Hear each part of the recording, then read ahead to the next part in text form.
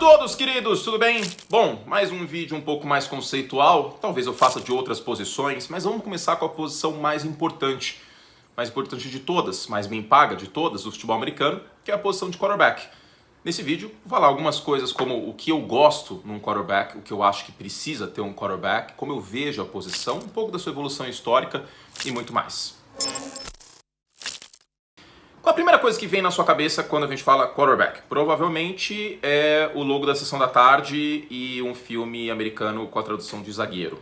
Tá, não deve ser isso. Mas antigamente, aqui no Brasil era. A posição era tão desconhecida que pensava-se que a tradução mais adequada seria de zagueiro. Afinal de contas, back em inglês é o zagueiro, né? Center back, por exemplo, o zagueiro central no futebol.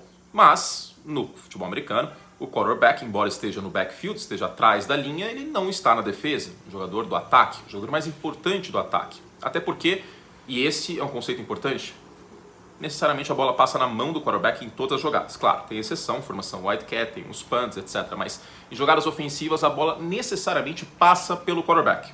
Mais do que isso, se ele faz um diagnóstico de que a defesa está matando a sua jogada, a jogada que foi chamada pelo coordenador ofensivo, ele pode, se tiver autonomia para isso, mudar a jogada da linha de scrimmage. Não por acaso, a tradução mais adequada da posição de quarterback, assim como no basquete existem as traduções, né? Por exemplo, center vira pivô, no México, quarterback é mariscal. Mariscal significa marechal em espanhol. É o líder das tropas, é o comandante das tropas, é a principal posição do ataque. Mas nem sempre foi assim. No início do futebol americano, o quarterback era mais um dos jogadores do backfield, muitas vezes corria com a bola. Até o início dos anos 30, para falar a verdade, o quarterback não era a figura que a gente conhece hoje, porque para passar a bola para frente, que é o grande diferenciador do futebol americano para o futebol e para o rugby, você tinha que estar 5 jardas atrás da linha de scrimmage. Então era um recurso basicamente usado no desespero. A partir da década de 30, porém, começa uma pequena evolução aos poucos, gradual, até que a posição se torne o que é hoje, a posição mais importante do jogo. A gente tem alguns nomes como Sammy Baum, na época jogando por Washington, depois dos anos 50, final dos anos 50, o Johnny Unitas, que é o primeiro quarterback protótipo que a gente pensa, quando a gente fecha o olho, quem que é o quarterback? O cara fazendo os sinais da linha, comandando o ataque, etc. O Johnny Unitas talvez seja o pai de todos, vamos dizer assim. E o Johnny Unitas seria tipo o Soldier Boy, se você está assistindo The Boys, seria tipo isso. É o primeiro super-herói, né? É o pai de todos, é o comandante das tropas. Aí depois tem Joe Namath, nos anos 70 a gente tem uma evolução com a figura do quarterback móvel aparecendo cada vez mais, com o Frank Tarkenton, que talvez seja o primeiro scrambler por natureza, também o Roger Staubach, do Dallas Cowboys, que é um dos meus quarterbacks preferidos, para mim, o melhor quarterback dos anos 70, o braço forte, a liderança, o comando do Terry Bradshaw no Pittsburgh Steelers, campeão de 4 Super Bowls, feito que ficou inigualável durante muito tempo, até que um tal de Tomás Eduardo apareceu. Agora, o grande diferencial da posição de quarterback, ele aparece por uma questão de necessidade. A NFL é uma liga que ela atende muito ao público, ela não é fechada em relação a isso. A NFL é um business, a NFL é quase como se fosse uma empresa da Forbes 500. Ela está pensando no lucro também, além da questão esportiva. Então, no final dos anos 70, percebeu-se que o jogo não estava plasticamente bonito e que o passe para frente deixava o jogo mais bonito. Porém, tinha uma questão. Existia o passe para frente. Só que os times, na maior parte das vezes, corriam com a bola, porque na época os defensores podiam punir o recebedor o campo inteiro. Sim, eles podiam descer a porrada o campo inteiro. Peguem alguns lances da defesa dos Steelers, especialmente nos anos do título, 74 e 75. Era muito, muito, muito violento. Pancada para tudo quanto é lado. Então, o jogo aéreo ficava difícil, né, de ter mais passos completos, etc. Até porque muitas vezes o recebedor estava no chão depois de um contato que recebeu. Em 1978, a NFL muda essa regra e cria o que hoje a gente conhece como regra da interferência, que ao longo dos anos vai ficando cada vez mais estrita para a defesa e abrindo o jogo aéreo. Essa regra de interferência que a gente conhece hoje, ela muda, como eu falei, em 78 e se dá o nome de Mel Blount Rule. Mel Blount era um cornerback do Pittsburgh Steelers bastante físico, então deram um nome para ele dessa regra. E aí as coisas começam a mudar de vez nos anos 80. Primeiro com a classe de quarterbacks de 1983, que é a maior classe de quarterback, talvez a melhor classe de quarterback da história da liga. Só nessa classe você tem 3 Hall da Famas, né? A gente tem o John Elway, primeira escolha pelo Baltimore Colts, depois trocado para o Denver Broncos. Depois o Jim Elway, Jim Elway é ótimo, Jim Kelly, perdão. Acontece. Deixa na edição, André, pode deixar na edição. Jim Kelly, que num primeiro momento não vai para o Buffalo Bills, ele vai para a USFL, e a última escolha da primeira rodada é o Dan Marino, né, que infelizmente não vence um Super Bowl, e todos esses caras vão ter vídeo aqui, fiquem tranquilos naqueles documentários que a gente está fazendo, bem legal no canal. Então, a partir do momento que a regra muda, o jogo aéreo vai mudando, mas talvez o principal responsável por essa mudança seja o Bill Walsh. Por quê? No início dos anos 70, o Bill Walsh tinha um quarterback no Cincinnati Bengals, na época ele era assistente do Paul Brown nos Bengals, e ele percebeu que não dava para passar a bola no fundo do campo, que era mais ou menos a tendência do jogo aéreo na época. Corria-se bastante e era bomba no fundo do campo. E aí ele olhou para o Virgil Carter e falou, putz, a gente não vai conseguir fazer muita coisa com ele.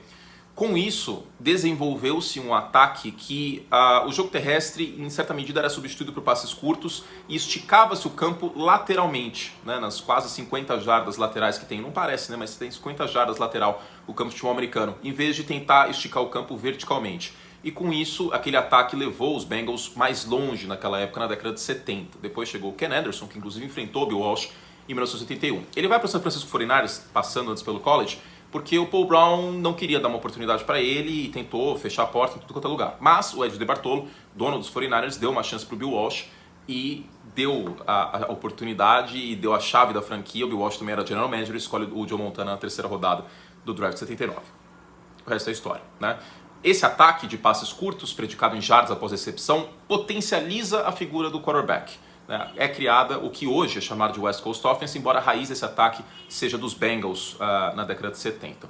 E aí nos anos 80 a gente vê cada vez mais os quarterbacks aparecendo como figuras importantes e sendo os salários maiores, né, cada vez maiores, embora os running backs também apareçam muito fortes. Tem o Walter Payton na década de 80, o Eric Dickerson, vai ter um vídeo sobre os running backs. Tem o Barry Sanders também na década de 90, mas os quarterbacks ganhando cada vez mais corpo como líder e como principal instrumento para um título. Aí as coisas vão evoluindo. Nos anos 90 aparece o Peyton Manning como general das tropas, então assista o documentário que eu fiz sobre o xerife.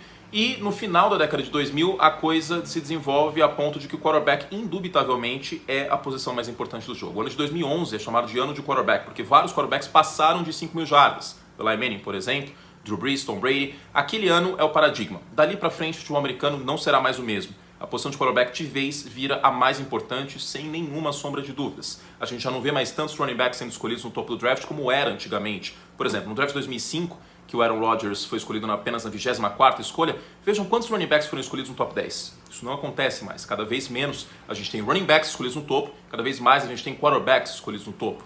No college football, o desenvolvimento e o aperfeiçoamento e a popularização da spread offense, um ataque também que estica o campo horizontalmente, faz com que os quarterbacks cheguem cada vez mais prontos na NFL e joguem cada vez mais cedo, ao contrário do que acontecia antigamente, que um quarterback era draftado e ficava muito tempo de molho. Sabe como aconteceu com o Mahomes, ficou um ano de molho? Como aconteceu com o Trey Lance no ano passado, isso era a regra antigamente na NFL na virada do século. Não é mais assim. Aliás, 2007 marca também um paradigma bem interessante. O New England Patriots daquele ano, também tem documentário aqui no canal, dê uma procurada, assista. Ele marca um time que usava mais a formação shotgun do que os outros. Claro, ela aparece em alguns momentos na história do futebol americano, com os Cowboys do Roger Staubach nos anos 70, ela aparece, mas de vez ela aparece como uma formação cada vez mais usada pelos ataques. Hoje é muito mais fácil você ver a formação de shotgun aparecer em primeira e segunda descida, coisa que quase não acontecia em 2000, 2001, 2002. Essa é a evolução do jogo, essa é a evolução do esporte. Se você pegar as temporadas dos anos 80, se você pegar o número de touchdowns que os quarterbacks têm, parece piada perto do que tem hoje, né? A gente tinha, sei lá, o Dan Marino com mais de 30 touchdowns, agora bater 30 touchdowns era bem difícil. Eram muitas interceptações. O jogo aéreo mudou, aperfeiçoou e melhorou. E hoje, discutivelmente, a gente vive a melhor era da posição de quarterbacks. Nunca houve tantos quarterbacks capazes e acima da média como a gente tem hoje. Eu corro até o risco de cometer alguma injustiça, mas tem para todos os gostos. A gente tem os veteranos com o Tom Brady e o Aaron Rodgers, a gente tem o Matt Stafford, que precisa ser citado, a gente tem uma leva de jovens talentos impressionante. Patrick Mahomes, Josh Allen, Lamar Jackson, Joe Burrow, Justin Herbert. Cara, eu vou esquecer de alguém, o torcedor vai ficar bravo, mas não tem como lembrar de todo mundo. Eu tenho que ir time a time. Dak Prescott, Kyler Murray, a gente tem muitos quarterbacks acima da média, coisa que não acontecia antigamente.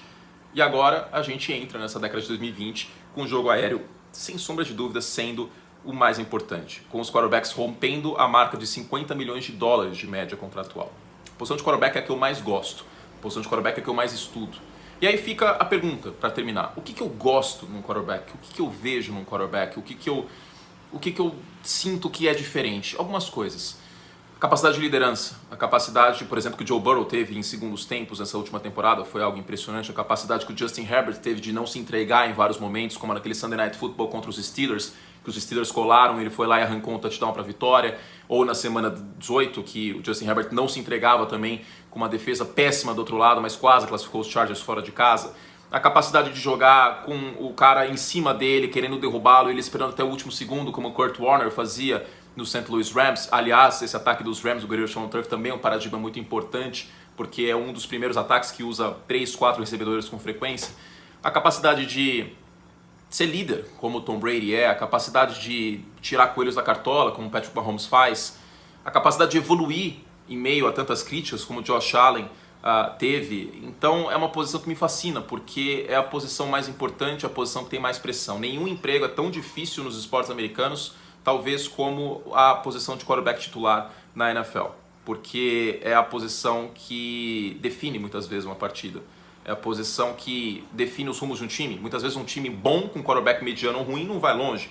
Exemplo, Jacksonville Jaguars de 2017, que tinha a melhor defesa da NFL e não foi longe porque tinha o Blake Bortles. Às vezes um time mediano com quarterback acima da média é campeão, ou um quarterback que brilha muito na pós-temporada em momentos decisivos, como aconteceu, por exemplo, algumas vezes, né, com Eli Manning em 2007, com Joe Flacco em 2012. É uma posição maravilhosa, é uma posição que me fascina, é uma posição que a gente fala sempre aqui.